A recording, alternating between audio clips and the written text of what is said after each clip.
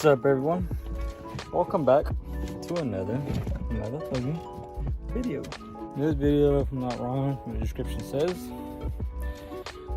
we're gonna not attempt, but see how good this coil pack conversion works for the B20. It's gonna be a plug and play system. The kit that I have here, coil packs I'm using are of a D17. Yeah, D17. I know a lot of people use the K series that I'm aware of. Though the K series will work, I think you just have to have a plate, and they're, I guess, used for like VTEC motors. I guess I don't know if they can set higher or what the deal is. But I seen on a Young Stag's video a while back, he actually used these, but he might just have he trimmed them off from the edges right here. They're pretty like snug fit. So some, but not a lot of modification. And the Coil plug kit I am actually using. I've never seen any reviews on it. It took forever to get this. I put that sticker on there. It didn't come like that. But yeah, it's Coil plug kit. It's a brand Snake EMU or Snake Magic Cap, what it's called. But I forgot the actual like branding name. It's the brand I'm using for my my board for tuning. And it took forever to get this, almost like about a year, and then it sat for like another half a year because I was just kind of waiting for it. But I had some spare time and we're gonna install it. Comes with this harness right here already for your coil pack, so you don't need to do nothing. You just plug in the new ICM they provide with you, the new rotor, and that's basically it. And you just need to provide yourself the coil pack. So it should be a pretty damn easy install. Let's get it. First thing you want to do, obviously, is remove my intake. Remove the intake and the distributor cap right here, so you can get access. So you're going to be deleting all your spark plug wires.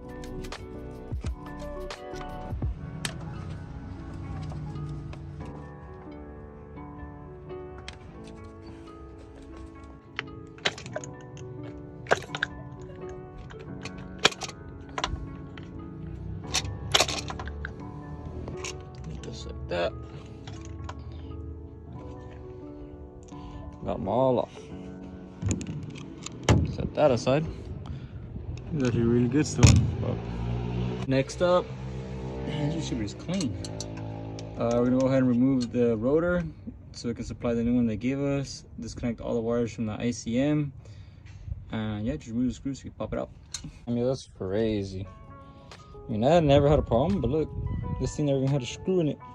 I mean, it has threads in there, but look, never even had one. Imagine the thing just flew off one day. Crazy. Oh well, good thing we're upgraded now.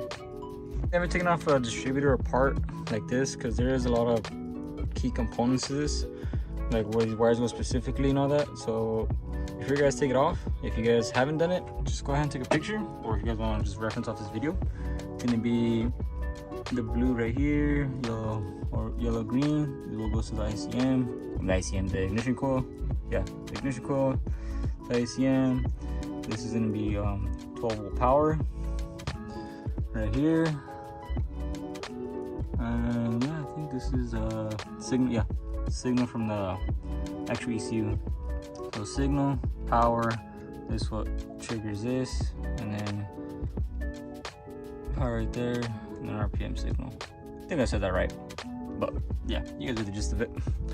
Alright, so once you get your ICM out, you're gonna have your wires right here. And you guys can notice, since we are going coil pack, that means you're removing this also, because this is the coil that provides a spark for your wires.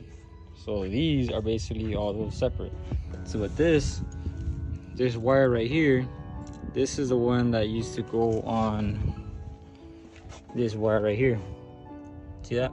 Since it goes straight to the ignition coil, so you're basically deleting this wire as well. So for the ignition coil, just take off these two top screws and take off the ground. Oh no, yeah, take off this one and this one right here.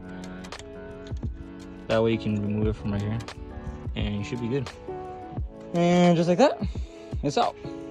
So the only wire you're not gonna use from here either is this terminal. Technically, I'm just gonna heat shrink it, like covering it, but you are still gonna need this wire if I'm not mistaken, because this thing didn't come with instructions, but I'm just going off common sense right here.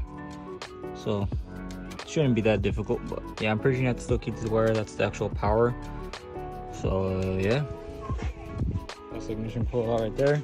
Like I said, it was just those two screws, and take the 2 pins off. I'm gonna keep this stuff because this stuff's like brand new still, man. Like shit, this stuff has no wear on it. It doesn't look like it has wear, but you know, I've never had no check engine lights, no nothing. Same with this wire right here. The reason for that is because, I mean, how much Honda people are out there? Our homies that always have issues, not have issues, but will come across issues.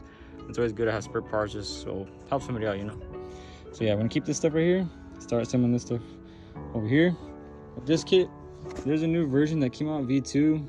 I got this when he first made it, and it took pretty long to get it. I'm not trying to be rude, but yeah, it just took super long.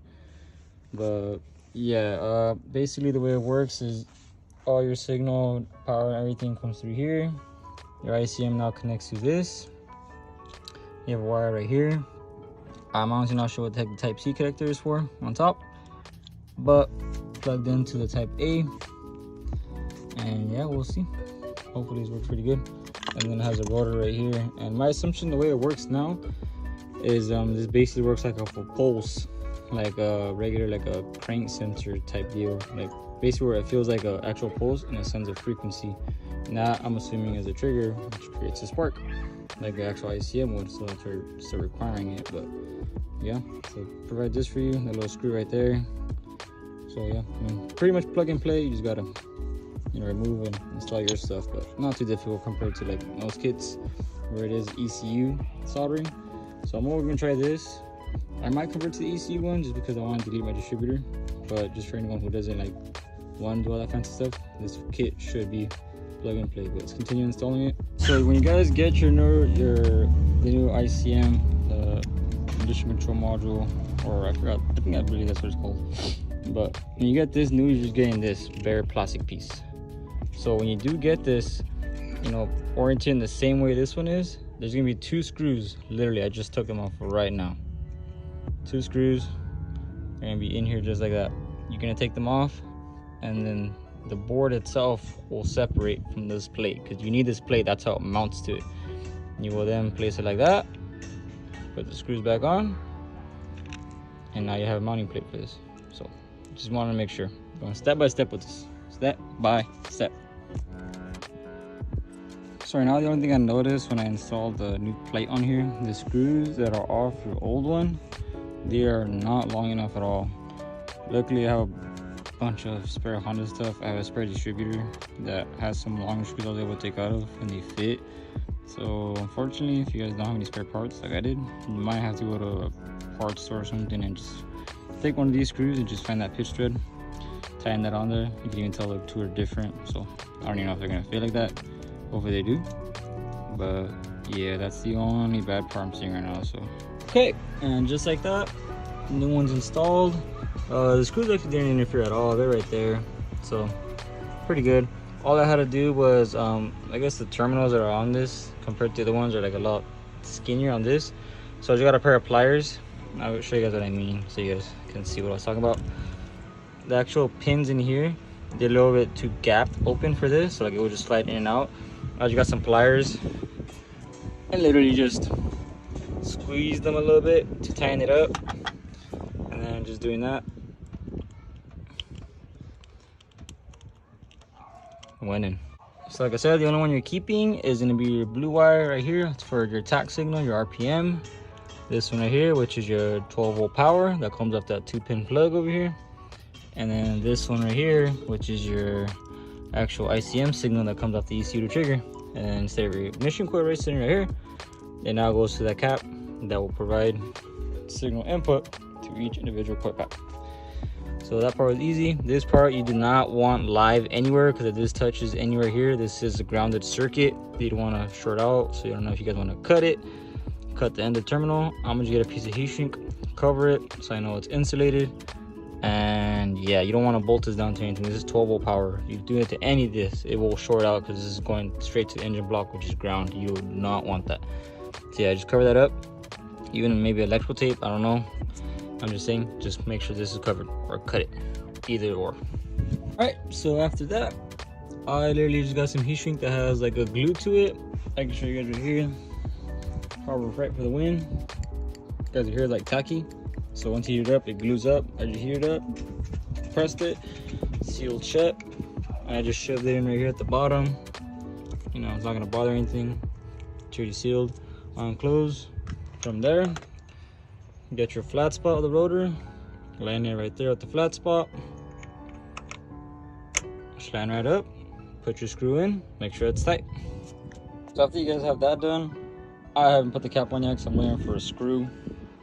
My work truck CRV just left. My brother took it. So in the meantime, I'm gonna look at the coil packs. So this is what I meant.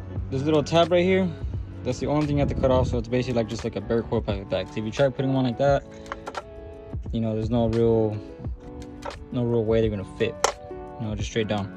So I'm gonna just go ahead and get the drum one side, chop the legs off as clean as I can. To every single one. And this video will not come to an end. This video will be close to testing them out.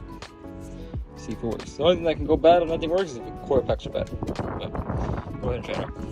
Alright, so I got the coil packs all trimmed out. You guys can see. Not the prettiest, but then just see if they work. And then from there, I'll just use some sandpaper, scuff it off, maybe touch them up with some paint.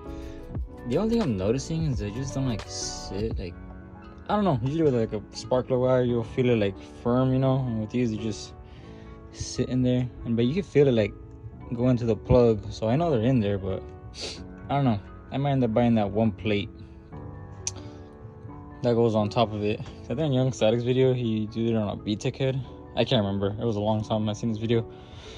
But I know these should work. My buddy has them as well. So from there, I put that screw on right now, right here. If you guys has that, you know, use that same screw. That's on there now. Put the wire in. Now I'm gonna go ahead and get the cap.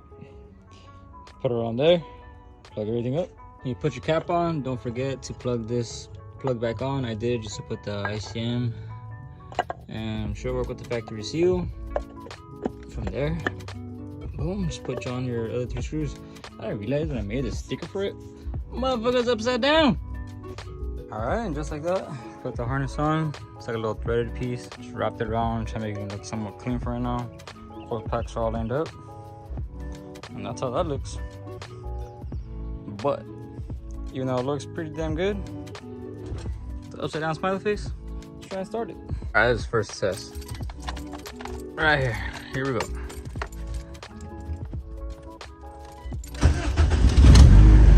Hey! Sick!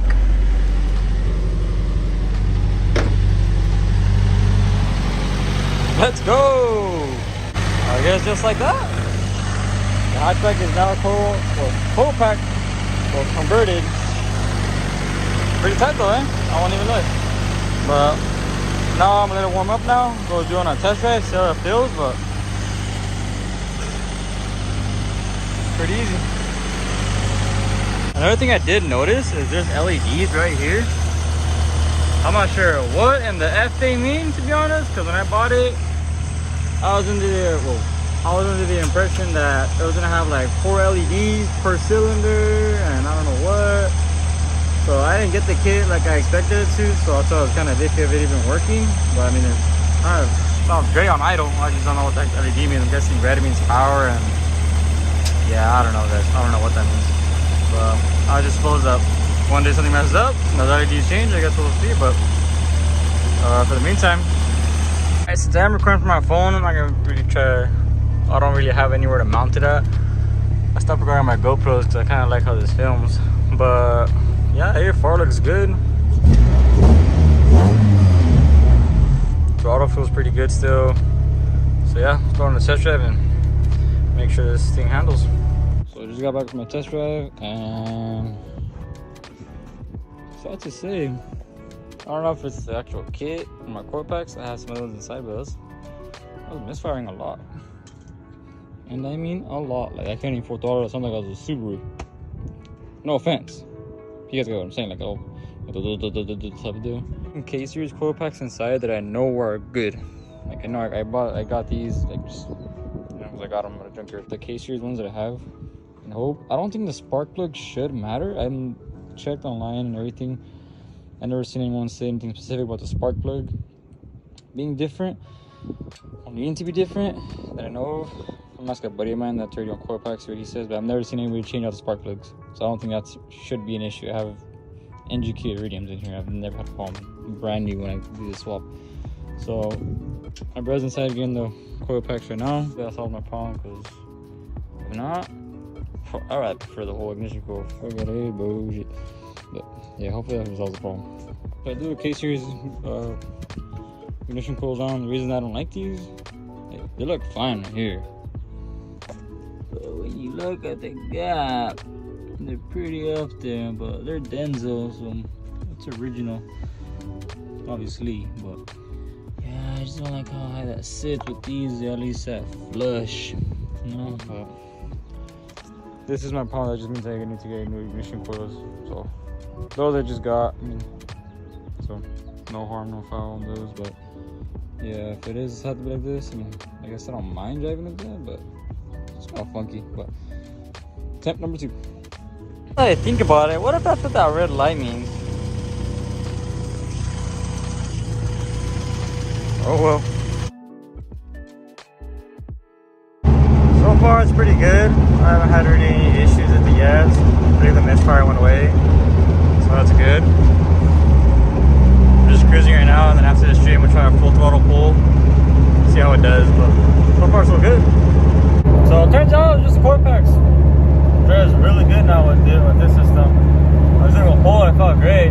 I got hella lucky though, I won't even lie. I was doing a pull straight on the left lane. I seen the lights. I was like, oh, game over. But for whatever reason, the fields on the left side of me, I don't know what happened. It's like an invasion, and then they went to them instead. So I got stupid lucky.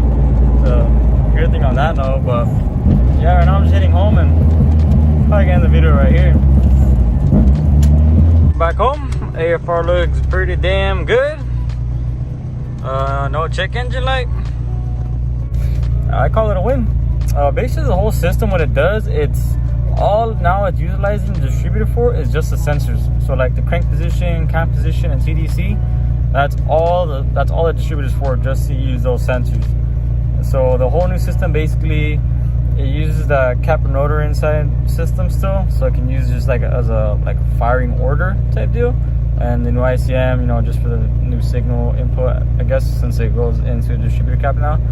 So theoretically, it's like a lot more reliable now. So the only thing is, if you want to do your distributor though, you really can't, because it utilizes it. But it's a full plug and play system, as you guys saw. The only thing I needed to do was to just trim down those other coil pack for the B17. I might have to get some new ones, because with these they didn't cause me no problems. So I guess that was it. Besides that though, it was super easy, man. I had almost no trouble doing it, besides those little 2 screws for the ICM. But with that being said, if you guys enjoyed the video, hopefully you guys get a kit. If not, if you guys want to get the cop one, the coil on plug one that goes to the ECU, you guys can do that as well. Both work great. This is just for those people who are not really into it, to soldering into the ECU. This is a perfect substitute for that. And with that being said, peace out.